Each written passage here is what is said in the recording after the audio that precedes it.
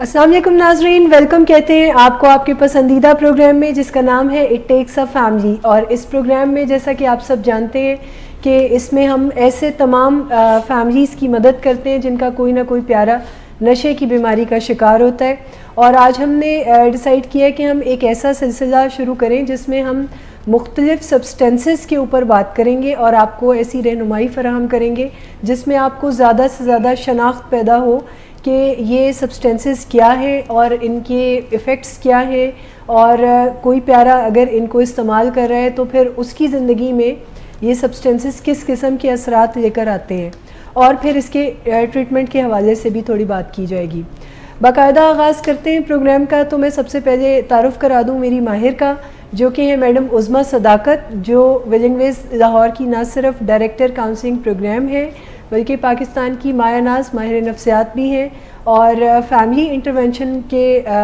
Area में इनकी training इस अमेरिका से है और इसमें ये बड़ा ज़बरदस्त काम भी करती हैं। तो अस्सलाम वालेकुम मैडम। वालेकुम अस्सलाम। कैसी हैं आप? मैं बिल्कुल ठीक ठाक। अच्छा मैडम, सबसे पहले तो जो सवाल मैं आपसे पूछना चाह रही हूँ वो आज मैंने जो सब्सटेंस चूज़ किया है जिसके ऊपर हम रहनुमाई फराहम करना चाह रहे हैं वो है हेरोइन। और पहला सवाल ही मैं आपसे ये पूछूंगी कि आखिर ये हेरोइन चीज़ क्या है? इतना इसका नाम मशहूर है, 1978 से पाकिस्तान इसकी वबा के अंडर है और बेशुमार जाने ये सब्सटेंस ले चुका है, और बेशुमार ऐसे नौजवान इस वक्त भी मौजूद हैं पाकिस्तान में जो इसकी लपेट में है। तो मैं चाहूँगी कि आप सबसे पहले बताएं कि ये चीज़ क्या है। अच्छा, हेरोइन जो है वो एक ओपियाइड सब्सटेंस है जो कि मॉर्फिन की आप एक शक्ल कह लें कि मॉर्फिन से ये डिराइव किया जाता है। और मॉर्फिन जो है ये एक पॉपी प्लांट के ऊपर एक फली लगती है जिसके अंदर से इसको निकाला जाता है। ये एक नेचुरल सब्सटेंस है।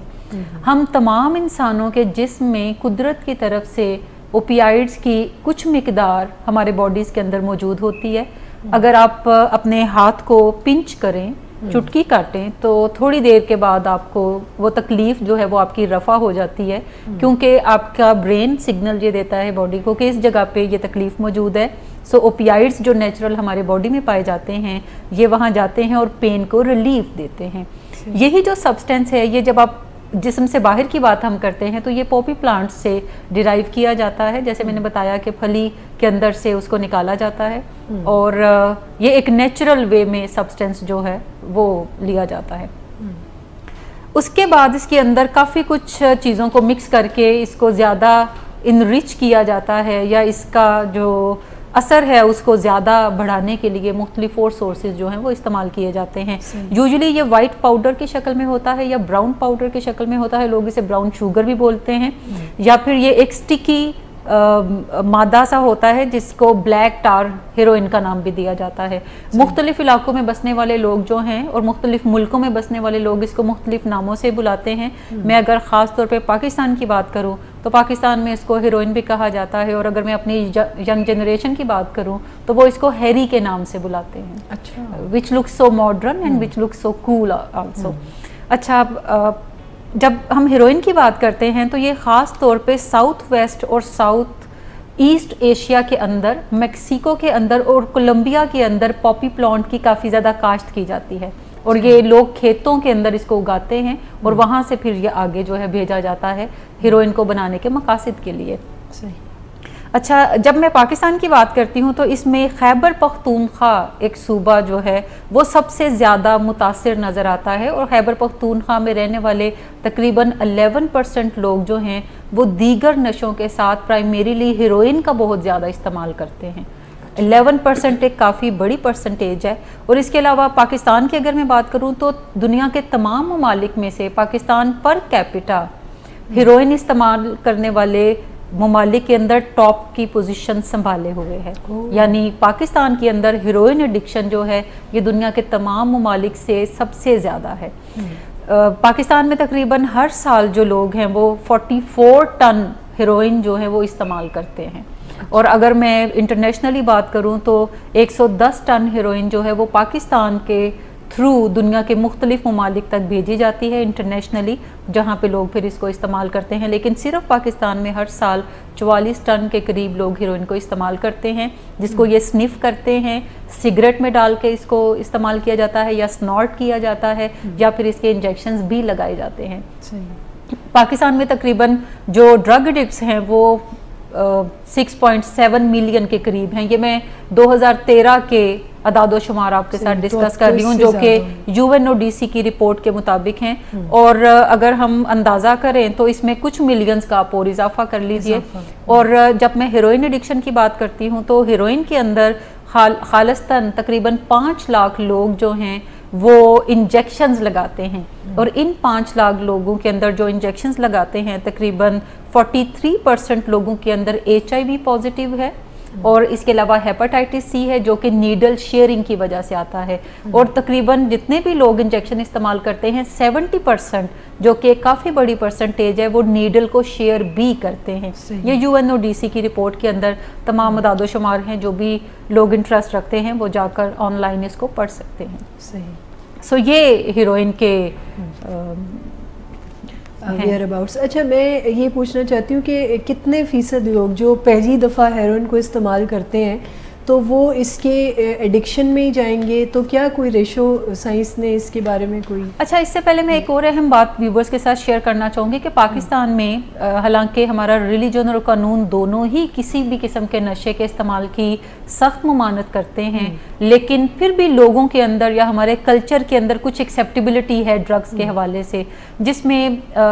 चर्स काफ़ी कॉमन है। अगर कोई चर्स इस्तेमाल कर रहा है तो लोग इसको कोई लम्हा फिक्रिया ख्याल नहीं करते। अगर कोई शराब पी रहा है तो लोगों के लिए ये कोई लम्हा फिक्रिया नहीं है। लेकिन अगर कोई शख्स हेरोइन इस्तेमाल करता है तो लोग इसको काफ़ी बड़ा भयानक ख्वाब कंसिडर करते हैं और समझते हैं कि ये इसको नहीं करना चाहिए। बाकी अगर नशे ये इस्तेमाल करे तो फिर कोई बात नहीं, लेकिन हेरोइन इसको इस्तेमाल नहीं करना चाहिए। यानी हेरोइन के हवाले से लोगों के जहनों के अंदर एक ख़ास किस्म का डर है, और वो समझते हैं कि ये कोई ऐसी चीज़ है जो कि ज़िंदगी हारने पे मजबूर इंसान को कर देती है, जो कि लोगों को फुटपाथ तक लेटने पे मजबूर कर देती है। सो ये ना किया जाए, बाकी और जो चीज़ें हैं वो की जाएँ। जहाँ तक हीरोइन एडिक्शन की बात है कि कितने फ़ीसद लोग जो हैं वो एडिक्ट बनते हैं, अमूमी तौर पे ख्याल ये किया जाता है कि जितने भी लोग हीरोइन इस्तेमाल करते हैं वो एडिक्ट ज़रूर बनते हैं, और जो हीरोइन इस्तेमाल करने वाले हैं उन्हीं को एडिक्ट कंसीडर किया जाता है। जो शराब इस्तेमाल करने वाले हैं, चर्स इस्तेमाल करने वाले हैं, उन्हें लोग एडिक्ट कंसीडर नहीं करते, और उन्हें वो कहते रहते हैं कि छोड़ दो छोड़ दो, और ये भी ख्याल करते हैं कि ये जिस दिन चाहेगा ये काम करना छोड़ देगा। लेकिन हीरोइन इस्तेमाल करने वाले ज़्यादातर जो हम लोग देखते हैं ये वही लोग हैं जो एक रूट मैप से गुजरते हुए हीरोइन तक पहुंचते हैं। यानी ज़्यादातर लोग जो हैं वो डायरेक्टली हीरोइन को इस्तेमाल पहले नशे के तौर पर नहीं करते, बल्कि ये पहले नशे के तौर पे वो सिगरेट इस्तेमाल करते हैं, फिर वो चर्स लेते हैं, फिर वो शराब इस्तेमाल करते हैं, और ये एडिक्शन की प्रोग्रेशन है जो कि अल्टीमेटली उन्हें हीरोइन के ऊपर लाकर खड़ा कर देती है। लेकिन अगर मैं ये बात करूँ साइंटिफिक फैक्ट्स की कि कोई शख्स पहली दफ़ा अगर हीरोइन इस्तेमाल करेगा तो तकरीबन पहली दफ़ा हीरोइन इस्तेमाल करने वाले लोगों के अंदर 70% चांसेस होते हैं कि वो पहली दफ़ा इस्तेमाल के बाद या 2, 4, 6 दफ़ा इस्तेमाल के बाद एडिक्शन उनके अंदर डेवलप हो जाएगी। 30% लोग जो हैं उनके अंदर एडिक्शन डेवलप नहीं होती, और उन्हें काफ़ी अरसा इस्तेमाल करने की ज़रूरत पड़ती है एडिक्शन को डेवलप करने के लिए। लेकिन ज़्यादातर पेशेंट्स जो हमारे पास भी आते हैं, जब भी हम उनकी हिस्ट्री के ऊपर बातचीत करते हैं कि वो नशों की तरफ कैसे गए, तो आम तौर पे वो एक रोड मैप बताते हैं कि पहले हमने ये नशा शुरू किया, फिर ये किया, फिर ये किया, अब हम हीरोइन कर रहे हैं, या अब हीरोइन के साथ कोकीन भी मिक्स करके कर रहे हैं। मैंने अपने प्रोफेशनल एक्सपीरियंस में सिर्फ एक ही बंदे को देखा जिसने मुझे बताया कि उसने सबसे पहला जो नशा ट्राई किया था वो हीरोइन थी, और वो सिगरेट से भी पहले उसने ट्राई किया। सो अमूमी तौर पर लोग जो हैं वो छोटे नशों से बड़े नशे की तरफ आते हैं, लेकिन अगर कोई डायरेक्टली बड़ा नशा इस्तेमाल करता है तो 70% चांसेस हैं कि वो फर्स्ट टाइम यूज़ के बाद या फिर second, third, fourth time use के बाद एडिक्ट बन जाएगा। अच्छा मैम, इसमें मैं एक बात जानना चाहती हूँ कि हम बात करें ओपीएम की या हेरोइन की, तो ऐसा क्या है इस चीज़ में, इस सब्सटेंस में, कि जो भी इसको इस्तेमाल करता है वो दोबारा लेने पे मजबूर है, या इसकी डिपेंडेंसी में लोग क्यों जाते हैं? कोई तो एक इसमें ऐसा इफ़ेक्ट होगा जो उनको अच्छा फील कराता है, तो वो क्या ऐसा इफ़ेक्ट है? देखें, कोई भी नशा जो लोग इस्तेमाल करते हैं उन्हें मूड ऑल्टरिंग हम कहते हैं तमाम ही नशों को। इसका मतलब है कि राइट नाउ किसी अगर तकलीफ में से कोई गुजर रहा है, परेशानी में से गुजर रहा है, तो नशे समहाउ, एक उनका साइंटिफिक फैक्ट ये है कि वो समहाउ आपकी उस तकलीफ को रफा करने में आपकी मदद करते हैं। ये एक शॉर्टकट मेथड है, ठीक, कि आप एक लंबी वॉक करने की बजाय थोड़ा सा नशा इस्तेमाल कर लें तो आपको तकलीफ जो है वो आपकी रफा हो जाएगी। और अगर मैं हेरोइन की खास तौर पे बात करती हूँ तो हेरोइन इस्तेमाल करने वाले वो लोग हैं जिन्हें किसी ना किसी जिस्मानी तकलीफ में से गुजरना पड़ रहा होता है या जहनी तकलीफ में से गुजरना पड़ रहा होता है या पेन का बड़ी शिद्दत से एहसास रहता है। वो जब इस्तेमाल हेरोइन करते हैं तो वो उस तकलीफ में से निकल जाते हैं, क्योंकि जो ओपियाइड्स हैं जैसे नेचुरली वो पेन रिलीवर्स का काम करते हैं। वो ना सिर्फ पेन रिलीवर्स का काम करते हैं बल्कि कुछ प्लेयर भी आपके अंदर इनकलकेट करने की तरफ जाते हैं। किसी हद तक थोड़ी बहुत खुशी भी वो आपको देते हैं, लेकिन इनका मेजर जो साइंटिफिक एक बेनिफिट है वो पेन रिलीवर का है। इसी वजह से कैंसर के पेशेंट्स को जब उन्हें कीमोथेरेपी की जा रही होती है और पेन बहुत शदीद होती है तो डॉक्टर्स भी ओपियाइड्स के ऊपर मबनी अद्वियात जो हैं वो उन्हें इंट्रोड्यूस करवाते हैं और रिकमेंड करते हैं कि वो उसकी एक मखसूस डोज को लेने की तरफ जाएं। लेकिन जब डॉक्टर आपको कोई एक मखसूस डोज देता है तो फिर ये बात तय है कि आपने अपनी जहानत को लड़ाते हुए उस डोज को ज़्यादा या कम नहीं करना, बल्कि आप डॉक्टर की तजवीज़ करदा दवाई के ऊपर ही महदूद रहेंगे।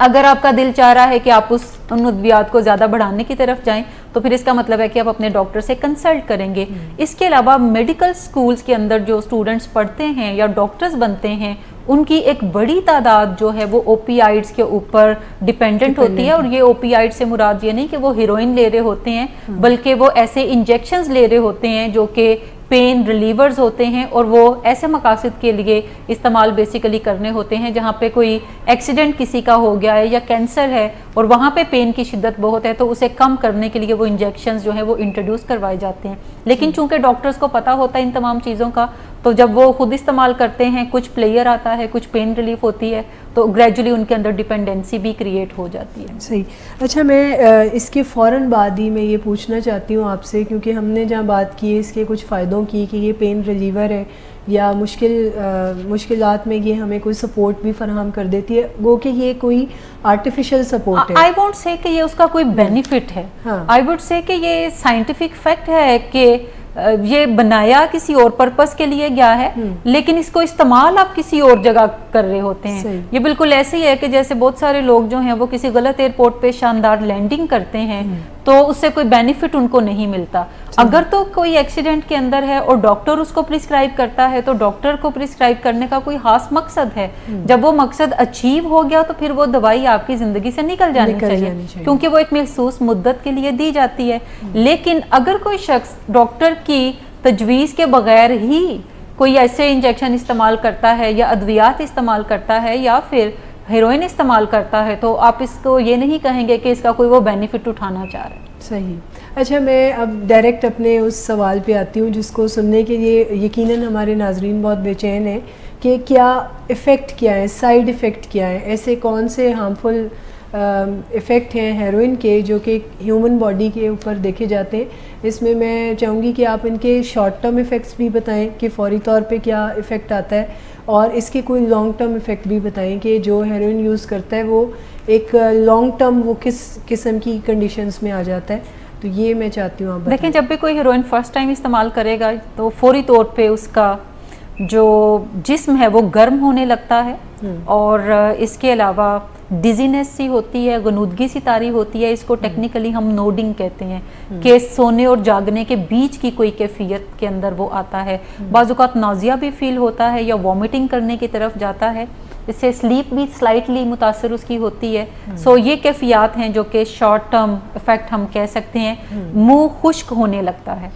फौरी इस्तेमाल के बाद। सो बाज़-औक़ात ठंडे पसीने आने लगते हैं आपको थोड़ी देर इस्तेमाल के बाद। सो ये शॉर्ट टर्म इफेक्ट हैं जो कि हमें उन पेशेंट्स के अंदर नज़र आते हैं अलॉन्ग विद सम प्लेयर या पेन के अंदर कोई कमी वाक़या होती है। जब हम लॉन्ग टर्म इफेक्ट्स की बात करते हैं तो वो काफ़ी डेंजरस किस्म के लॉन्ग टर्म इफेक्ट हैं। ख़ास तौर पे मैं बात करना चाहूँगी कि लॉन्ग टर्म इफेक्ट के अंदर जो हमारे दिल के इर्द गिर्द का हिस्सा है, जो हार्ट लाइनिंग है, वो काफ़ी मुतासिर होती है। इसके अलावा दिल के वॉल्व काफ़ी मुतासिर होते हैं और उनके अंदर इन्फेक्शंस क्रिएट हो जाती है लॉन्ग टर्म इस्तेमाल के बाद। जो लोग इंजेक्शन यूज़ करते हैं, इंजेक्शंस जो हैं उनके जिस्म के ऊपर, टांगों के ऊपर, बाजुओं के ऊपर, जहाँ जहाँ इंजेक्शन वो इस्तेमाल करेंगे, चूँकि वो वेन्स के अंदर इस्तेमाल कर रहे होते हैं, इंट्रावेनस कर रहे होते हैं, तो वेन जो हैं या शरियानें हमारी जिस्म के अंदर वो पतली होनी शुरू हो जाती हैं और फिर वो मिलती भी नहीं है। यानी वो अगर आपको किसी तकलीफ़ की वजह से कोई इंट्रावेनस इंजेक्शन लेने की ज़रूरत है तो बाज़-औक़ात ढूंढने से भी जो वेन है वो नज़र नहीं आती और डॉक्टर जो हैं वो माथे के अंदर ट्रेस कर रहे होते हैं या किसी ऐसे जगह को ट्रेस कर रहे होते हैं जहाँ पे इंजेक्शन नहीं लगा। लेकिन जो इंजेक्शन लगाने वाले हैं उनकी कोशिश होती है कि जहाँ जहाँ मुमकिन है वो वहीं वहीं पे इंजेक्शन जो हैं वो लगाने की तरफ जाएं। और बाज़-औक़ात दोनों बाजुओं के ख़ास तौर पे ये हिस्से और टांगें जो हैं उनकी ना सिर्फ उन पे ज़ख्म के निशान होते हैं बल्कि ज़ख्म गले सड़े होते हैं, लेकिन उन्हें ये एहसास नहीं होता कि यहाँ पे कोई तकलीफ़ है, क्योंकि जो हीरोइन है वो आपकी तकलीफ़ आपको महसूस नहीं करने देती। सही। अच्छा, इसके अलावा इंसोम्निया काफ़ी ज़्यादा कॉमन है, जो ऐसे लोगों में देखा जाता है जो थोड़े अरसे से या काफ़ी अरसे से हीरोइन इस्तेमाल करने की तरफ जाते हैं। हीरोइन आपके जिस्म को कमज़ोर भी करना शुरू कर देती है, आपकी स्किन की रंगत जो है वो पेल होती है। और ख़ास तौर पे मैं प्रोफेशनल्स की बात करूँगी या ऐसे लोगों की बात करूँगी जो कि जिनके घर में कोई ना कोई प्यारा जो है वो हीरोइन के नशे का शिकार है, तो वो फ़ौरन शक्ल से ही पहचान जाते हैं कि अच्छा ये कौन सा बच्चा ड्रग यूज़ कर रहा है, क्या ये हीरोइन इस्तेमाल कर रहा है या चर्स इस्तेमाल कर रहा है। क्योंकि शराब और चर्स जो है वो आपको जिस्मानी तौर पे कमज़ोर नहीं करती, लेकिन जो हीरोइन है वो आपको जिस्मानी तौर पे बहुत ज़्यादा कमज़ोर कर देती है। आपको भूख की जो तलब है वो कम से कम करने की तरफ जाती है। इसके अलावा जैसे मैंने बात की कि ज़ख्म आपके जिस्म पे होना शुरू हो जाते हैं, जिसके अंदर गलना सड़ना शुरू हो जाएंगे और आपकी टांग जो है वो मुतासिर होती है। हीरोइन के अंदर जब इस्तेमाल करते हैं तो आजकल हीरोइन के अंदर दीगर नशों को ना सिर्फ इस्तेमाल किया जाता है बल्कि इसके अलावा शुगर उसके अंदर ऐड की जाती है, पाउडर्ड मिल्क ऐड किया जाता है, स्टार्च ऐड की जाती है। इसका मतलब है कि आप चाहे इसको स्नॉट करें या आप इसको इंजेक्शन के थ्रू लगाएं, आपकी ब्लड के अंदर पाउडर्ड मिल्क शामिल है, स्टार्च शामिल है, शुगर शामिल है, जो कि आपकी वेन्स को जो ब्लड सप्लाई करती हैं आपके दिल को और आपके दिमाग को, आपकी वेन्स को बंद करना शुरू कर देता है, जिसकी वजह से मुनासिब मिकदार में खून की सप्लाई जो है ना आपके दिल तक पहुंचती है ना आपके ब्रेन तक पहुंचती है। इसके अलावा हीरोइन का जो इस्तेमाल है कंटिन्यूस, वो आपके हार्ट रेट को भी शैलो रखता है और आपकी जो पल्स रेट है उसको भी वो शैलो रखता है। सो बाज़-औक़ात आपके ब्रेन को इनफ ऑक्सीजन नहीं पहुंच पाती। इसके अलावा लॉन्ग टर्म इफेक्ट में किडनीज का ख़राब हो जाना और आपकी जो लीवर है उसमें भी ख़राबी पैदा होना शुरू हो जाती है, क्योंकि जो हीरोइन का प्रोसेस है सारे का सारा वो लीवर और किडनी के अंदर जाकर होता है। इसका मतलब है कि वहाँ पे भी ये डैमेजेस क्रिएट करने की तरफ जाएगा। ब्रेन के अंदर काफ़ी ज़्यादा डैमेजेस हीरोइन जो है वो लॉन्ग टर्म इफेक्ट उसके क्रिएट करती है। जब जजमेंट इम्पेयर्ड हो जाती है, डिसीजन मेकिंग में प्रॉब्लम आने लगती हैं और इसके अलावा ब्रेन के अंदर ख़ास तौर पर जो वाइट मैटर है वो कम होने की तरफ जाता है। और बाज़-औक़ात वो वाइट मैटर से मुराद आप यूँ अंडरस्टैंड कर लें कि जैसे हमारा ब्रेन कोई एक टाउन है और उसके अंदर किसी जगह पे हॉस्पिटल है, किसी जगह पे स्कूल है, किसी जगह पे मस्जिद है, किसी जगह पे रेजिडेंशियल एरिया है और उन तमाम के बीचों बीच रोड्स बनी हुई हैं। सो वाइट मैटर जो है वो रोड्स की तरह का रोल प्ले हमारे ब्रेन में करता है, जो कि ग्रे मैटर से इंफॉर्मेशन को एक जगह से दूसरी जगह ट्रांसफ़र करता है। और अगर वाइट मैटर हमारे ब्रेन में कम हो जाता है हीरोइन की वजह से, तो इसका मतलब है बहुत सारी इंफॉर्मेशन जो एक जगह से दूसरी जगह ट्रांसपोर्ट होनी है वो इंफॉर्मेशन वक्त पे ट्रांसपोर्ट नहीं होंगी या फिर वो इंफॉर्मेशन सीधे से ट्रांसपोर्टेशन की तरफ जाएंगी ही नहीं। इसी की वजह से आप सही डिसीजन नहीं बना सकेंगे। इसी की वजह से आपकी जजमेंट जो है वो भी ख़राब होती है, आपको सही गलत की पहचान जो है वो नहीं आपका ब्रेन करने की इजाज़त देता। बिहेवियर के ऊपर आपका कंट्रोल जो है वो काफ़ी ख़त्म हो जाता है, आप अपने इमोशंस को मैनेज करने में भी काफ़ी डिफ़िकल्टी महसूस करते हैं। सो ये लॉन्ग टर्म इफ़ेक्ट्स के अंदर काफ़ी सारी चीज़ें हैं जो कि हमें नुकसान देती हैं। आपने बहुत डिटेल से लॉन्ग टर्म इफ़ेक्ट्स बताए। मैं अगला सवाल भी इसी हवाले से पूछना चाह रही थी, जिसमें से कुछ चीज़ों का जवाब तो आपके इस कंटेंट में भी मुझे मिला। मैं चाहती थी कि नाजरीन को ये भी बताया जाए अलग से कि कैसे वो डिस्टिंग्विश करें कि हमारा ये प्यारा जो है अब ये हेरोइन एडिक्शन में आ गया है, तो ऐसे कौन से साइन एंड सिम्टम्स हैं या कौन से ऐसे बिहेवियरल चेंजेस हैं कि जिसमें हम देख सकते हैं कि अब जो ये बिहेवियर इसका बनता नज़र आ रहा है, ये बिहेवियर कोई सब्सटेंस अब्यूज़ या हेरोइन है इसके पीछे,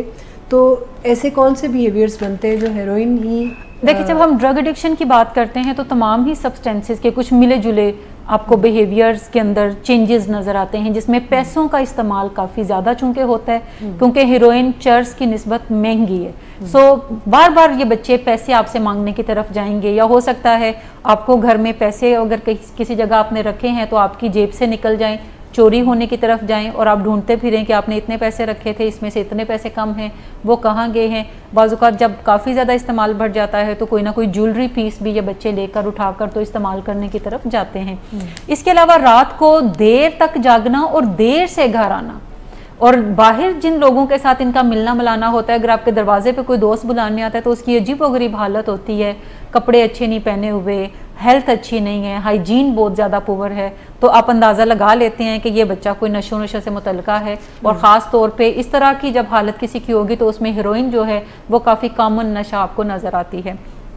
लड़ाई झगड़ा बहुत ज़्यादा करने की तरफ जाएंगे, रात को देर से घर आना, सुबह देर तक सोए रहना। अगर आप कहते हैं नाश्ता उठ के कर लो तो नाश्ते में कोई दिलचस्पी नहीं, खाना के टाइम पे मौजूद है तो खाने में कोई दिलचस्पी नहीं, और रात के टाइम पे तो वो मौजूद ही नहीं होगा क्योंकि ये टाइम उसने बाहर अपने दोस्तों के साथ गुजारना है। इसके अलावा हीरोइन के पेशेंट्स के अंदर ख़ास तौर पे एंटी सोशल बिहेवियर आपको डेवलप होता नज़र आता है, और या एंटी सोशल पर्सनैलिटी डिसऑर्डर भी बाज़ औक़ात आपको डेवलप नज़र आता है, क्योंकि ये बच्चे जो हैं लोगों का सामना नहीं करना चाहते, लोगों की नज़रों से छुपना चाहते हैं, क्योंकि कहीं सबकॉन्शियस में उनका माइंड ये कहता है कि अगर तुम लोगों के सामने आओगे तो लोगों को पता चलेगा कि तुम ये काम करते हो तो उससे तुम्हारी बेइज्जती होगी। सो वो लोगों से हमेशा बचेंगे। घर के अंदर गेस्ट है तो वो उनसे मिलना नहीं चाहेंगे, कोई ना कोई बहाना लगाएंगे कि हमने क्यों नहीं मिलना। इसके अलावा वो आपकी नज़रों से भी ओझल रहने की कोशिश करेंगे। रात को देर से आएंगे, जब आप सो चुके हों सुबह उठकर चले जाएंगे, जब आप किसी ना किसी कामकाज में गए हुए हैं या आप सो रहे हैं तो वो उठकर घर से निकल जाएंगे।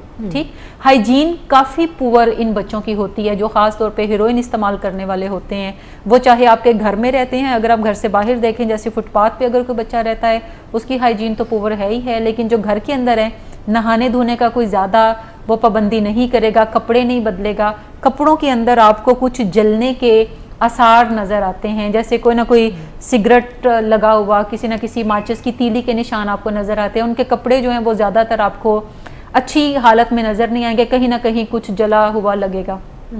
इसके अलावा अगर आप उनकी हाथों की उंगलियों को गौर से देखें तो वो पीले निशान होंगे हाथों की उंगलियों पे, या कुछ जले हुए निशान होंगे, और नाखून भी उनके जो हैं वो पीले रंगत जो है या काली रंगत इख्तियार कर चुके होंगे। ये हीरोइन के सब्सटेंस को इस्तेमाल करना, सिगरेट के अंदर डालना या उसको जलाने के प्रोसेस के अंदर उनके ये तमाम हाथ भी ख़राब होने की तरफ जाते हैं। इसके अलावा चेहरे की रंगत काफ़ी ज़्यादा पीली उनकी होती है, जैसे मैंने बताया लड़ाई झगड़ा बहुत ज़्यादा करेंगे, दोस्त उनके अजीबोगरीब किस्म के नज़र आएंगे, बाल हैं बड़े हुए हैं, कटिंग का कोई ख्याल नहीं, पैसों का इस्तेमाल बहुत ज़्यादा मांगने की तरफ वो जाएंगे, चोरी करना पड़ेगी तो उससे दरेक नहीं करेंगे, लड़ाई झगड़े के अंदर बहुत ज़्यादा इन्वॉल्व रहेंगे, घर वालों से बातचीत के अंदर कम से कम वो जाएंगे। इसके अलावा लाइट सेंसिटिविटी भी बहुत होती है कि वो कम रोशनी में रहना चाहेंगे, वो ज़्यादा रोशनी में रहना नहीं चाहेंगे, यानी रात को उठना और दिन को कोशिश करना सोए रहें और फिर गायब हो जाना। तो ये चीज़ें हैं। अच्छा, जब मैं इस बारे में बात करती हूँ कि कोई पर्सन, अब हम बात ही उस पर्सन की करें जो एडिक्शन में है हेरोइन की, ऐसे में अगर उस शख्स को ड्रग मिलना बंद हो जाए या उसको किसी ट्रीटमेंट में डाल दें या वैसे ही उसे ड्रग नहीं मिल रही, तो ऐसे में किस किस्म के बॉडी विड्रॉल्स वो फेस करेगा जो ख़ास तौर पे हेरोइन देती है, वो उनकी क्या तफसील? अच्छा, बड़ी दफ़ा ऐसा भी होता है कि घरों में लोग कोशिश करते हैं अपने बच्चे को हीरोइन छुड़वाने की, और वो कोशिश ये करते हैं कि कमरे में बंद कर देते हैं, बाज़-औक़ात उसकी मर्जी से और बाज़-औक़ात उसकी मर्जी के खिलाफ कमरे में बंद कर देते हैं, और उनका ख्याल होता है कि ये कोल्ड टर्की मेथड के थ्रू, जिसमें कोई डॉक्टर नहीं, कोई डॉक्टर की सुपरविजन नहीं, कोई दवाई नहीं, तो ये खुद ही 2-4 दिन के अंदर ठीक हो जाएगा। और उस बच्चे या बच्ची का भी यही ख्याल होता है कि 4-5 दिन अगर आप मुझे बंद रखें, ज़बरदस्ती करें तो मैं ठीक हो जाऊंगा, मैं बाहर जाने की कोशिश करूं तो मुझे ना भेजें, बस मुझे खाना टाइम पे दे दिए। अच्छा, जब भी किसी शख्स का विड्रॉल होता है और उसमें हेरोइन का विड्रॉल जो कि काफ़ी सवेयर होता है, इसको हमेशा डॉक्टर की सुपरविजन में करना चाहिए। विड्रॉल मैनेजमेंट जो है ये काफ़ी क्रिटिकल स्किल है, और अगर आप अच्छे तरीके से आपको मैनेज नहीं करना आता तो बाज़-औक़ात आपके बच्चे या बच्ची की या पेशेंट की डेथ भी हो सकती है। सो एक तो रिकमेंडेशन ये है कि जब आप विड्रॉल मैनेजमेंट की बात करते हैं तो वो फिर हमेशा डॉक्टर की सुपरविजन में होना चाहिए। अल्दो जब हम घर के अंदर कोई विड्रॉल काट रहा है या वो ज़बरदस्ती उसने अपने साथ किया है कि मैं चंद दिन इस्तेमाल नहीं करूँगा तो मैं ठीक हो जाऊँगा, नाक में से पानी काफ़ी ज़्यादा आने लगता है जब भी कोई शख्स हेरोइन का इस्तेमाल एकदम से छोड़ता है, इंसोम्निया की शिकायत वो करता है, टांगों में बहुत ज़्यादा बेचैनी होती है, मसल्स और बोन्स के अंदर दर्द बहुत शदीद होती है, इसके अलावा ठंडे पसीने आना, गूज बम्प्स आना, टांगों के अंदर एक खास बेचैनी है कि उनकी मूवमेंट्स रुक नहीं सकती, उसकी डायरिया उसको होना शुरू हो जाएगा, इसके अलावा वॉमिटिंग वो करना शुरू कर देगा, डिहाइड्रेटेड होगा, पानी की कमी शदीद उसके अंदर नज़र आने की तरफ जाएगी, जिसका घर वाले बाजू का सलूशन ये निकालते हैं कि इसको ड्रिप्स लगवा दें। ड्रिप्स भी कारआमद हैं, लेकिन उसके साथ साथ प्रॉपर दवाई की भी ज़रूरत है ताकि ये तमाम तकालीफ जो हैं वो उसको फेस ना करनी पड़े और वो अच्छे तरीके से चीज़ों को मैनेज करने की तरफ जाए। अच्छा, बहुत सारे पेशेंट ये भी ख्याल करते हैं कि शायद विड्रॉल अगर मैं ज़्यादा तकलीफ से गुजारूंगा तो फिर मुझे कुछ अकल आएगी कि मुझे इसको इस्तेमाल नहीं करना, क्योंकि मैं बार बार उस तकलीफ़ में से नहीं गुजरना चाहूँगा। विड्रॉल की तकलीफ़ जितनी है, नशे का मज़ा उससे ज़्यादा रहता है, और हमेशा जो रीसेंट मेमोरी है हम तमाम लोगों की वो ज़्यादा ओवर पावर करती है इवन पास्ट की किसी हर्टफुल मेमोरी से भी। रिसेंट अगर आप कोई ड्रग कर रहे हैं और आपको मज़ा आ रहा है तो फिर आपको ये याद नहीं रहेगा कि लास्ट टाइम जो आपने घर में विड्रॉल बर्दाश्त किया था वो कितना शदीद था और वो कितना पेनफुल था और आपने कितनी तकालीफ में से आपको गुजरने की ज़रूरत पड़ी। सो हमेशा याद रखें कि विड्रॉल को घर में डील करने की कोशिश ना करें, ये किसी न किसी डॉक्टर की सुपरविजन में होना चाहिए, और ख़ास तौर पे जो लोग ड्रग एडिक्शन के माहिर हैं उनकी सुपरविजन के अंदर ये होना चाहिए। लेकिन ये विड्रॉल सिम्टम्स आपको कॉमनली नज़र आएंगे अगर आप घर पे किसी कोई बच्चा छोड़ता है, या इवन हॉस्पिटल में भी अगर कोई छोड़ेगा तो यही विड्रॉल सिम्टम्स उसको आएंगी। हॉस्पिटल के अंदर जब हम विड्रॉल मैनेज करते हैं तो हम रिएक्टिव अप्रोच के साथ नहीं करते, यानी हम बैठ के इंतजार नहीं करते कि अच्छा इसने 2 घंटे पहले नशा किया है तो अब 6 घंटे के बाद इसको तकलीफ का सामना करना पड़ेगा, तो जब तकलीफ आएंगी तो फिर कुछ करेंगे। बल्कि हॉस्पिटल के अंदर जब कोई पेशेंट आता है तो उसकी डोज पूछकर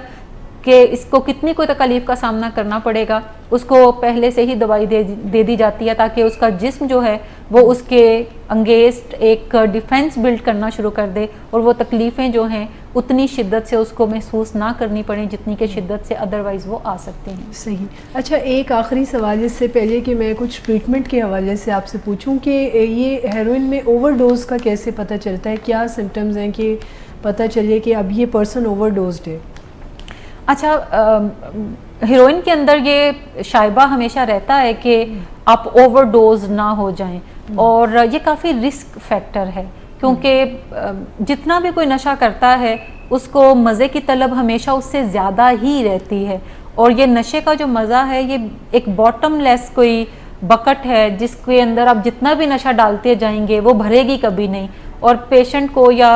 जो भी नशा इस्तेमाल करने वाला है उसको चैन तब आएगा जब वो बकेट भर जाएगी। So there is no limit to it. ठीक, सो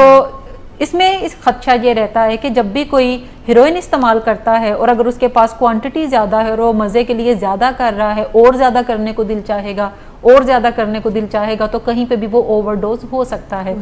ओवरडोज जब कोई घर के अंदर है तो उसे एक तो फौरी तौर पे इमरजेंसी में डील करने की ज़रूरत होती है, वो आप घर पे नहीं डील कर सकते। ओवरडोज के जो सिम्टम्स हैं उसमें प्यूपल हमारी सुकड़ना शुरू हो जाती है, आंख की जो पुतली है वो बहुत, अगर आप आंख खोल के देखेंगे तो बहुत बारीक नज़र आएगी, जितनी नॉर्मल हमारी होती है उतनी नज़र नहीं आएगी। होंठ जो है वो नीले पड़ना शुरू हो जाएंगे। इसके अलावा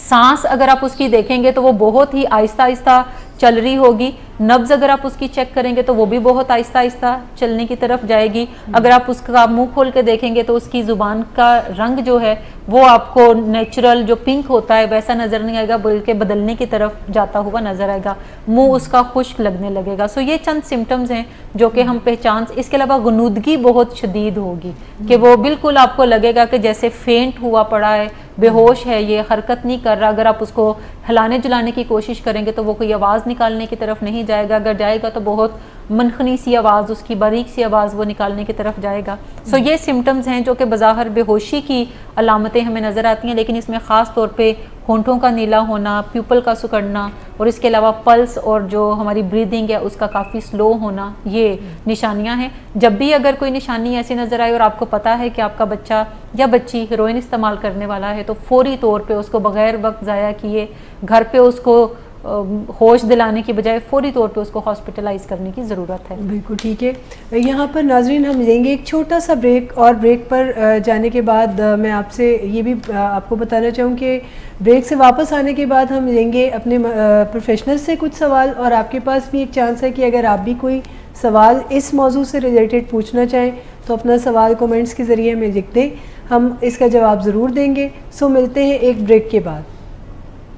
महज आपके नशा करने या ना करने का मामला नहीं है, ये एक बीमारी का मामला है, और वो बीमारी आ चुकी है जिसका सबूत ये है कि आपको बहुत ज़्यादा नशा करना पड़ता है और फिर भी उसका कोई आपकी मर्ज़ी का असर नहीं होता, और कुछ मनफी असरात भी आते हैं, जैसे शराब के नशे में इंटॉक्सिकेशन होती है, इसी तरह दूसरे नशों में भी कुछ ज़िमनी असरात आते हैं, चरस के नशे में इरिटेबिलिटी होती है, और बाज़ औक़ात तो डिल्यूजन्स होने लगते हैं, यानी ऐसे नज़रियात ज़हन में आने लगते हैं कि दूसरे लोग पागल समझने लगते हैं। तो वो उन टॉक्सिन्स की वजह से होते हैं जो नशे के जिस्म में सही तरह से प्रोसेस ना होने की वजह से सामने आते हैं। सबसे पहला जो नज़रिया है वो ये है कि मरीज़ को समझ में आ जाए कि उसके जिस्म में, यानी सिर्फ जहन में तो नशे का शौक़ पल रहा है, लेकिन जिस्म में नशे की मुखालफत उभर रही है। नशे के मरीज़ के वादों और इरादों से कुछ नहीं होता इस बात से है कि वो करता क्या है, उसके अमल क्या है। चूँकि फैमिली मेम्बर का बड़ा गहरा रिश्ता होता है अपने प्यारे से जो नशे की बीमारी में है, तो वो अगर आगे बढ़ के पहले कुछ ट्रेनिंग लें और फिर पेशेंट के साथ, मरीज़ के साथ बात करें, मिलजुल कर बात करें, एहतराम से बात करें, मोहब्बत से बात करें, तो बहुत जल्द मरीज़ का इलाज हासिल करने के लिए कायल होना मुमकिन हो जाता है, रह जाता है, और फिर कोई बात वो सुनने के लिए तैयार नहीं होता। शराब पीने के बाद जिन लोगों को मसाइल होते हैं, जिनका मेटाबॉलिज्म ख़राब होता है, वो शराब पीने के फ़ौरन बाद नहीं होते, किसी को घंटा 2 घंटे बाद होते हैं, किसी को अगले दिन सुबह जाके वो होते हैं, और उनको फ़ायदा अलग से क्लियर नज़र आता है। जब वो शराब पीते हैं तो उनको वो सब फ़ायदा नज़र आता है, उनकी बेचैनी कम हो जाती है, वो खुशियाँ मनाने लगते हैं और वो लोगों से कनेक्ट करने लगते हैं, और इन्हीं मकासद के लिए लोग शराब पीते हैं। लेकिन कुछ घंटों के बाद उनके अंदर कुछ मनफी हालात पैदा होने शुरू हो जाते हैं। कुछ टॉक्सिन्स हैं जो कि उनके खून में सर्कुलेट करती हैं, और उससे उनको एक कोफ्त की सी कैफियत होती है, और इस कोफ्त की कैफियत को ठीक करने के लिए फिर जो करीब तरीन हल होता है वो मज़ीद शराब का इस्तेमाल है। बेचैनी, इसका हमें तदारक करना है जी। और दूसरी बात यह है कि हमें सेरोटोनिन को अप रखना है ताकि खुशी भी ऊपर के दर्जे पे रहे, और जोश को भी पूरा रखना है ताकि ज़िंदगी का एहसास बाकी रहे। और शराब चूँकि इन तीनों किस्म के लोगों की ज़रूरत को पूरा करती है, या अगर एक ही बंदे में ये तीनों मामले हों तो इसको भी वो पूरा करती है, तो जो भी इसके चक्कर में फंसता है फिर इसका गर्विदा होकर रह जाता है, और फिर कोई बात वो सुनने के लिए तैयार नहीं होता। शराब पीने के बाद जिन लोगों को मसाइल होते हैं, जिनका मेटाबॉलिज्म ख़राब होता है, वो शराब पीने के फ़ौरन बाद नहीं होते, किसी को घंटा 2 घंटे बाद होते हैं, किसी को अगले दिन सुबह जाके वो होते हैं, और उनको फ़ायदा अलग से क्लियर नज़र आता है। जब वो शराब पीते हैं तो उनको वो सब फ़ायदा नज़र आता है, उनकी बेचैनी कम हो जाती है, वो खुशियाँ मनाने लगते हैं और वो लोगों से कनेक्ट करने लगते हैं, और इन्हीं मकासद के लिए लोग शराब पीते हैं। लेकिन कुछ घंटों के बाद उनके अंदर कुछ मनफी हालात पैदा होने शुरू हो जाते हैं। कुछ टॉक्सिन्स हैं जो कि उनके खून में सर्कुलेट करती हैं, और उससे उनको एक कोफ्त की सी कैफियत होती है, और इस कोफ्त की कैफियत को ठीक करने के लिए फिर जो करीब तरीन हल होता है वो मज़ीद शराब का इस्तेमाल है। बेचैनी, इसका हमें तदारक करना है जी। और दूसरी बात यह है कि हमें सेरोटोनिन को अप रखना है ताकि खुशी भी ऊपर के दर्जे पे रहे, और जोश को भी पूरा रखना है ताकि ज़िंदगी का एहसास बाकी रहे। और शराब चूँकि इन तीनों किस्म के लोगों की ज़रूरत को पूरा करती है, या अगर एक ही बंदे में ये तीनों मामले हों तो इसको भी वो पूरा करती है, तो जो भी इसके चक्कर में फंसता है फिर इसका गर्विदा होकर रह जाता है और फिर कोई बात वो सुनने के लिए तैयार नहीं होता। शराब पीने के बाद जिन लोगों को मसाइल होते हैं, जिनका मेटाबॉलिज्म ख़राब होता है, वो शराब पीने के फ़ौरन बाद नहीं होते, किसी को घंटा 2 घंटे बाद होते हैं, किसी को अगले दिन सुबह जाके वो होते हैं। और उनको फ़ायदा अलग से क्लियर नज़र आता है जब वो शराब पीते हैं, तो उनको वो सब फ़ायदा नज़र आता है, उनकी बेचैनी कम हो जाती है, वो खुशियाँ मनाने लगते हैं और वो लोगों से कनेक्ट करने लगते हैं, और इन्हीं मकासद के लिए लोग शराब पीते हैं। लेकिन कुछ घंटों के बाद उनके अंदर कुछ मनफी हालात पैदा होने शुरू हो जाते हैं। कुछ टॉक्सिन्स हैं जो कि उनके खून में सर्कुलेट करती हैं और उससे उनको एक कोफ्त की सी कैफियत होती है, और इस कोफ्त की कैफियत को ठीक करने के लिए फिर जो करीब तरीन हल होता है वो मज़ीद शराब का इस्तेमाल है। वेलकम बैक नाजरीन। ब्रेक पे जाने से पहले हम बात कर रहे थे आज के प्रोग्राम में हेरोइन एडिक्शन के ऊपर, और आपको हमारी माहिर ने बताया कि हेरोइन चीज़ क्या है और इसके क्या असरात हैं, लोग क्यों इसकी डिपेंडेंस में जाते हैं, और फिर जब कोई इसकी डिपेंडेंस में जाता है तो किस किस्म के विड्रॉल्स उसे देखने पड़ते हैं। और मैडम, एक सवाल मेरा अभी अधूरा रह गया, कुछ मैं और जानना चाह रही हूँ कि जब कोई पर्सन ओवरडोज होता है तो क्या चांसेस होते हैं, वो कितने रिस्क पे होता है, उसकी जान बचाना क्या पॉसिबिलिटी होती है कि वो वापस दुनिया में आ जाएगा, या क्या इसमें रिस्क है? अच्छा, इसमें 2-3 चीज़ें हैं कि जब भी कोई ओवरडोज करता है तो उसकी चूँकि सांस जो है वो या तो स्टॉप हो जाती है या फिर आहिस्ता बहुत ज़्यादा हो जाती है, जिसका मतलब है कि उसके ब्रेन को इनफ ऑक्सीजन नहीं पहुंच रही जिसकी वजह से वो अलाइव रह सके। इसके अलावा एक तो उसमें डेथ का काफ़ी ज़्यादा ख़दशा होता है, और डिपेंड करता है कि पीछे किसने कितना ड्रग यूज़ किया है, क्या वो इतना ज़्यादा है कि वो इस शैलो ब्रीदिंग की वजह से डेथ की तरफ जा सकता है क्योंकि ब्रेन को इनफ ऑक्सीजन नहीं पहुंच रही। सेकेंडली, अगर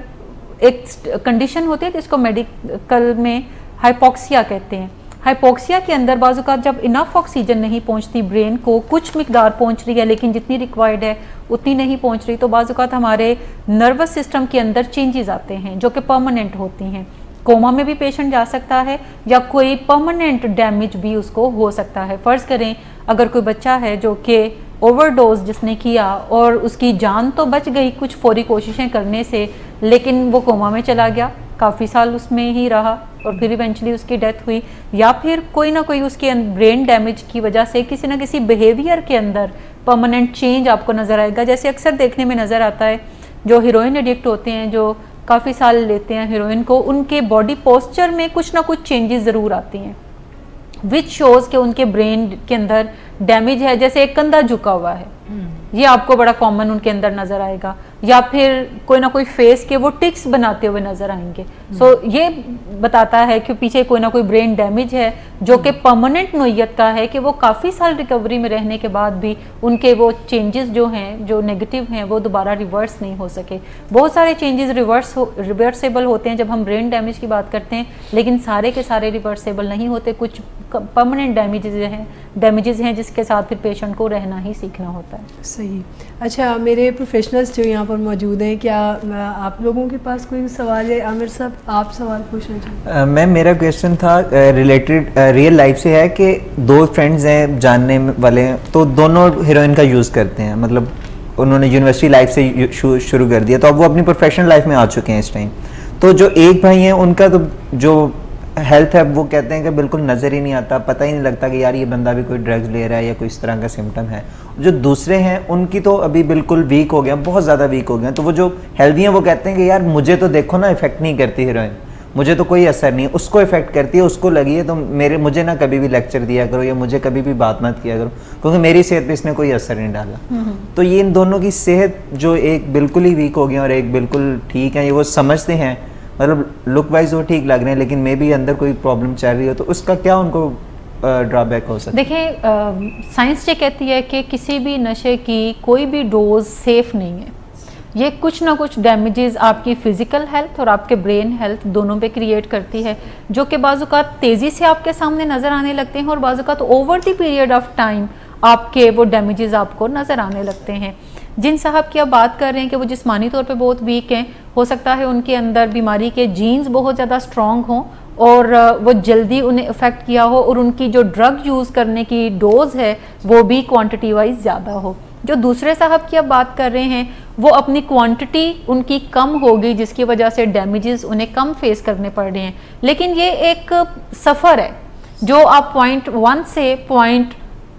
100 तक जाते हैं और इसमें फ़र्ज़ करें कोई सफ़र में आगे है, कोई सफ़र में पीछे है, लेकिन अगर कोई इस रास्ते पे चल पड़ा है तो इवेंचुअली उसके हाल वही होने हैं जो जिस्मानी तौर पे आपके फ्रेंड जो हैं वो वीक हैं। ये सिर्फ it is just a matter of time कि कोई जल्दी वहाँ पहुँचा और कोई देर से पहुँचेगा, लेकिन पहुँचना उधर ही है।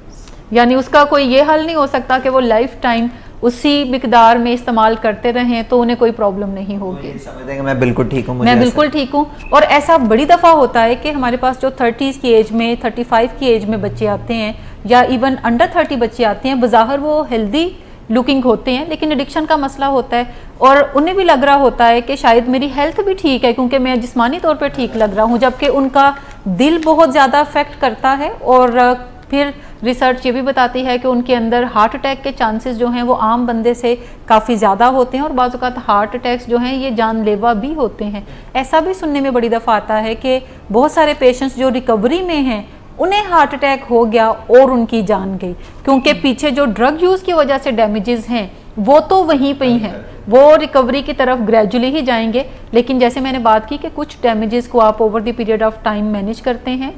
कम होते हैं, कुछ परमानेंट होते हैं। सो हम ये नहीं कह सकते कि ये जो साहब हैं ये आज बड़े अगर खुश हैं कि मैं ऐसा हूँ तो वो हमेशा ऐसा नहीं रहेंगे। अगर फ़र्ज़ करें उन्हें एडिक्शन को फेस नहीं करना पड़ता तो तब भी वाइटल ऑर्गन्स जो हैं वो उनके एट स्टेक हैं और उनकी काफ़ी बड़ी कॉस्ट उन्हें पे करना पड़ सकती है। और उनका दिल डैमेज होता जा रहा है, लंग्स डैमेज होते जा रहे हैं, किडनी डैमेज होती जा रही है, लीवर डैमेज होता जा रहा है, ब्रेन डैमेज होता जा रहा है। ठीक, सो इसका मतलब है कि उसके असरात कुछ ही अरसे में उनके ऊपर आहिस्ता आहिस्ता वाज़ा होना शुरू हो जाएंगे। सही। मिस आप कोई क्वेश्चन पूछना चाहिए? जी मैम, मेरा ये क्वेश्चन है कि हीरोइन एडिक्ट जो होते हैं लोग, उनको ज़्यादातर HIV, एड्स और हेपेटाइटिस B और C वो ज़्यादा क्यों हो जाते हैं? एक्चुअली जितने भी लोग हीरोइन एडिक्शन में जाते हैं और ख़ास तौर पे जो लोग नीडल्स के थ्रू इंजेक्ट करते हैं वो नीडल शेयर भी करते हैं। जैसे मैंने बात की कि उनकी चूंकि जजमेंट पुअर होती है तो उन्हें ये कोई अंदाज़ा करने में तकलीफ़ ही रहती है कि ये नीडल मैंने एक दफ़ा इस्तेमाल की है तो बस एक ही दफ़ा करनी चाहिए, या मैं 6 दफ़ा कर सकता हूँ, या अगर मैंने रात को लगाकर मैं सोया और सुबह अगर मैंने वॉश भी नहीं की तो मैं तब भी इस्तेमाल कर सकता हूँ, या ये नीडल मेरी जो है ये मेरा फ्रेंड भी शेयर कर सकता है। मैंने अभी तज़किरा किया था कि तकरीबन नीडल जो इस्तेमाल करते हैं लोग उनमें से 70% लोग जो हैं वो नीडल शेयर भी करते हैं, जिसकी वजह से बहुत सारी बीमारियां जो हैं उन्हें दूसरे लोगों से भी लगती हैं। क्योंकि जब भी आप नीडल शेयर करेंगे एक दूसरे के साथ तो अगर आपको हेपेटाइटिस C है तो यकीनी तौर पे दूसरे बंदे को भी हेपेटाइटिस C होगा, अगर आपको एड्स है तो दूसरे बंदे को भी यकीनी तौर पे एड्स होगा। सो ये ब्लड के थ्रू जो हैं वो ट्रांसमिटेड डिजीज़ हैं जो कि नीडल शेयरिंग की वजह से होती हैं। और इंजेक्शन इस्तेमाल करने वालों की जो हीरोइन इस्तेमाल करते हैं इंजेक्शन के थ्रू उनकी बड़ी मिकदार 70% लोग जो हैं वो नीडल शेयर कर रहे होते हैं। बिल्कुल ठीक। और मिस तहसीना आप कोई सवाल पूछना? जी मिस, जैसे हीरोइन के यूजेज के डिफरेंट तरीके हैं, कुछ लोग स्मोक करते हैं, कुछ स्नॉट करते हैं, कुछ इंजेक्ट कर रहे होते हैं, तो उनके कॉन्सिक्वेंसेस की सिविरिटी में कोई डिफरेंस होता है या सेम ही कॉन्सिक्वेंसेस उनको फेस करने पड़ते हैं? डिपेंड करता है कि जैसे अगर कोई स्मोक कर रहा है तो उसके लंग्स काफ़ी ज़्यादा उससे मुतासिर होने की तरफ जाएंगे, और अगर कोई स्नॉट करता है तो चूंकि वो नोज़ के थ्रू कर रहा होता है सो नाक के अंदर जो टिश्यूज़ हैं वो काफ़ी ज़्यादा डैमेज होने की तरफ जाएंगे। नाक से जो इस्तेमाल करेगा उसका फौरी बज़ जो है वो ब्रेन तक भी पहुँचेगा। तो इसका मतलब है कि ब्रेन का जो डैमेज है वो भी वहाँ पे ज़्यादा है। जो सिगरेट के थ्रू कर रहे हैं वो लंग्स के थ्रू जो ब्लड स्ट्रीम के अंदर चीज़ें जाएंगी वो फिर आहिस्ता आहिस्ता ब्रेन तक पहुंचेंगी, लेकिन जो नाक के थ्रू कर रहे हैं वो फौरी ब्रेन तक भी असर उसका पहुंच रहा है। ठीक इसी तरह जो लोग इंजेक्शंस लगाते हैं उनकी वेन्स जो हैं वो काफ़ी वीक होना शुरू होती हैं और बाज़ औक़ात वो कोलैप्स कर जाती हैं, जबकि जो सिगरेट के थ्रू इस्तेमाल कर रहे हैं उनकी वेन्स कोलैप्स नहीं करती। सो ये थोड़े बहुत डिफरेंसेस हैं कि हम कौन सा रूट इस्तेमाल करते हैं इसको इस्तेमाल करने के लिए। लेकिन बज़ाहिर यही देखने में नज़र आता है कि जो भी लोग पहले हीरोइन को सिगरेट के थ्रू इस्तेमाल करते हैं आहिस्ता आहिस्ता वो मज़ा देना छोड़ देती है, तो फिर वो एक रूट इस्तेमाल करते हैं कि इसको नाक के थ्रू किया जाए। जब वो नाक के थ्रू इस्तेमाल करना चाहते हैं तो कुछ अरसा उन्हें प्लेयर मिलता है, फिर उन्हें लगता है कि ये भी प्लेयर देना छोड़ गई है, फिर उनका कोई दोस्त उन्हें सुजेस्ट करता है कि अगर तुम इंजेक्शन लेना शुरू करोगे तो इससे तुम्हें प्लेयर मिलेगा। सो वो रूट भी चेंज करते हैं। आप इसको यूं कंसिडर करें कि माइल्ड जो है वो सिगरेट के थ्रू है, मॉडरेट जो है वो स्नॉट है, और जो सीवियर फॉर्म इसकी है हेरोइन एडिक्शन की वो एक्चुअली इंजेक्शंस के थ्रू है, जिससे डैमेजेस जो हैं वो फिर ज़्यादा से ज़्यादा ही होते हैं। तो इस लाइफ एक्सपेक्टेंसी का भी डिफरेंस आ जाता है, जैसे अगर स्मोक कर रहे हैं तो उनके लिए लेस डेंजरस है और जो इंजेक्ट कर रहे हैं उनकी लाइफ एक्सपेक्टेंसी नहीं, कम हो जाती है। लाइफ एक्सपेक्टेंसी का नहीं है। फर्ज करें कि अगर कोई स्मोक कर रहा है या स्नॉट कर रहा है, स्नॉट वाले में ज़्यादा चांसेस हैं कि वो ओवरडोज होने की तरफ जाएगा, बट अगर कोई स्मोक भी कर रहा है तो वो भी ओवरडोज होने की तरफ जाएगा। कोई वेन्स के थ्रू ले रहा है तो वो भी ओवरडोज होगा। जनरली साइंस ये कहती है कि जितने भी लोग नशा इस्तेमाल करने वाले हैं वो तकरीबन 10 साल उनकी मुद्दत जो है ज़िंदगी की कम हो जाती है एक आम बंदे की निस्बत। फ़र्ज़ करें अगर उन्होंने 60 साल जीना है तो वो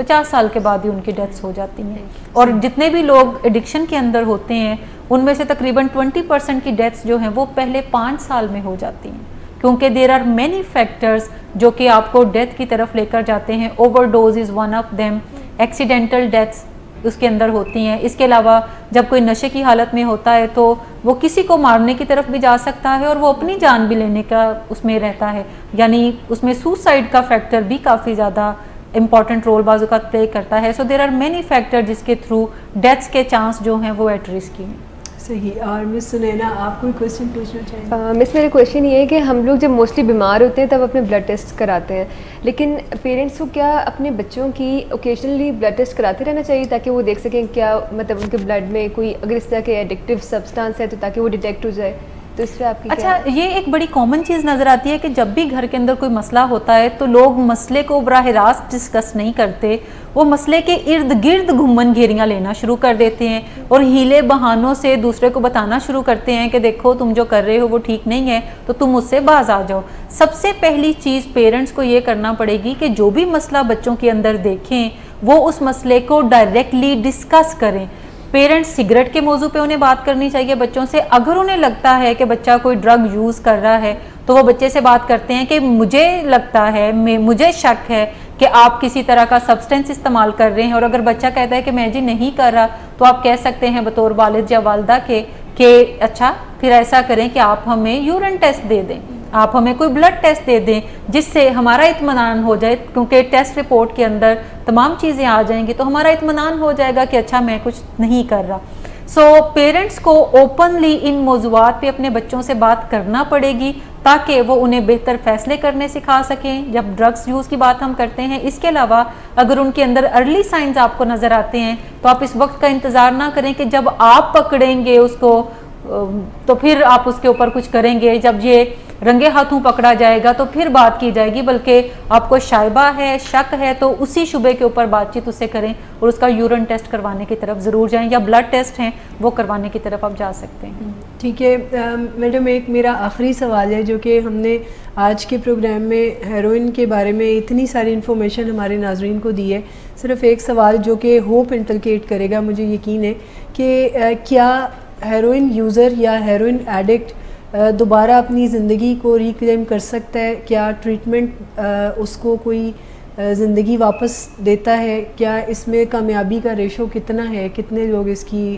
एडिक्शन से बाहर आ जाते हैं? अच्छा, बिल्कुल हेरोइन इस्तेमाल करने वाले लोग जो हैं वो रिकवरी के अंदर जाते हैं और भरपूर रिकवरी को एंजॉय करते हैं, लेकिन उनकी रिकवरी की कामयाबी का तनासब जो है उनसे कम उनकी फैमिली पे ज़्यादा डिपेंड करता है, क्योंकि शुरू में पेशेंट के अंदर डिनाइल चूँकि काफ़ी ज़्यादा होता है, इसके अलावा उसका ब्रेन डैमेज काफ़ी ज़्यादा सवेयर है, सो उससे आप अच्छे फैसलों की तवक्को नहीं कर सकते। लेकिन जो इर्द गिर्द रहने वाले लोग हैं, जो ज़्यादा हेल्दी माइंड रखते हैं, जिनके ब्रेन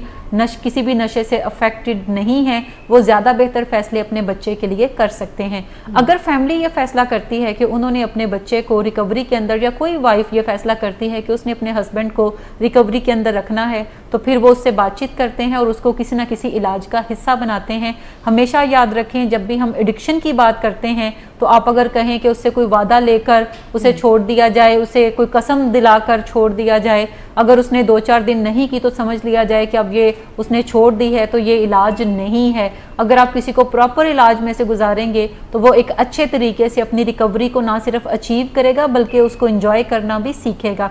अगर आप घर पे उसे छुड़वाते हैं ज़बरदस्ती कोई ना कोई वादा देकर, तो चांसेस हैं कि आगे ज़िंदगी में चल के वो इस चीज़ की तरफ, वापसी की तरफ जाएगा, क्योंकि उसको नहीं पता कि वो इसकी बीमारी में मुब्तला है। अब ये चीज़ लाइफ टाइम उसके लिए अनहेल्दी है, अब वो इसको नहीं ले सकता, बल्कि ज़िंदगी में जब भी कोई मसला परेशानी आएगी तो उसका एक्सपीरियंस है कि जब मैं हेरोइन इस्तेमाल करता था तो फिर हर तरह के मसले परेशानियाँ मुझसे दूर भागते थे, जबकि वो उन्हें महसूस नहीं कर सकता था।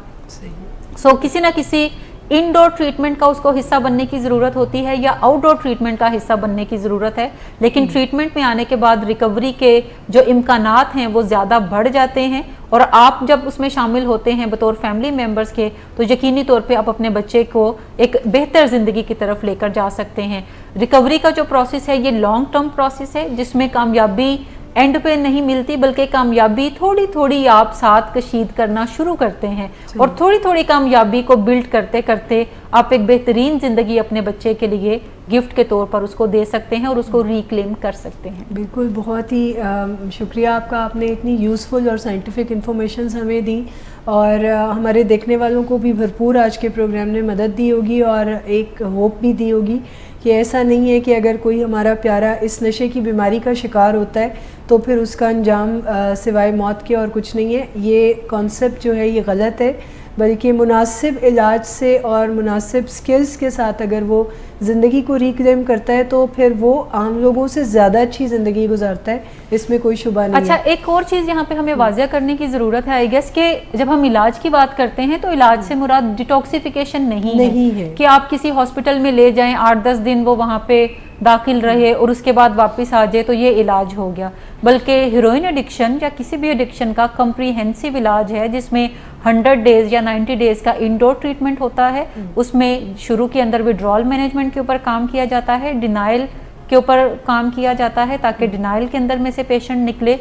फिर साइकोथेरेपी एक बड़ा इंपॉर्टेंट रोल प्ले करती है। साइकोथेरेपी के थ्रू पेशेंट अपने डिनाइल को मैनेज करना सीखता है, वो अपनी बीमारी के बारे में सीखता है, वो सीखता है कि रिकवरी को मैं कैसे पॉसिबल बना सकता हूँ। फिर जब वो इलाज से बाहर जाएगा तो किन किन चीज़ों से उसे बचने की ज़रूरत है, किन किन चीज़ों से उसे इज्तनाब बरतने की ज़रूरत है, या रीलैप्स में वो दोबारा कैसे जा सकता है और उन चीज़ों को वो कैसे मैनेज करेगा, उन रेड फ्लैग साइंस को वो कैसे पहचानेगा जो कि नशे की तरफ वापसी की राह हमवार करेंगे। सो ये तमाम प्रोसेस के साथ साथ कुछ लाइफ स्किल्स उसको सीखने की ज़रूरत होती है कि वो ऐसे दोस्तों को ना कह सके जो दोस्त उसे नशे की तरफ राग़ब करते हैं, वो ऐसे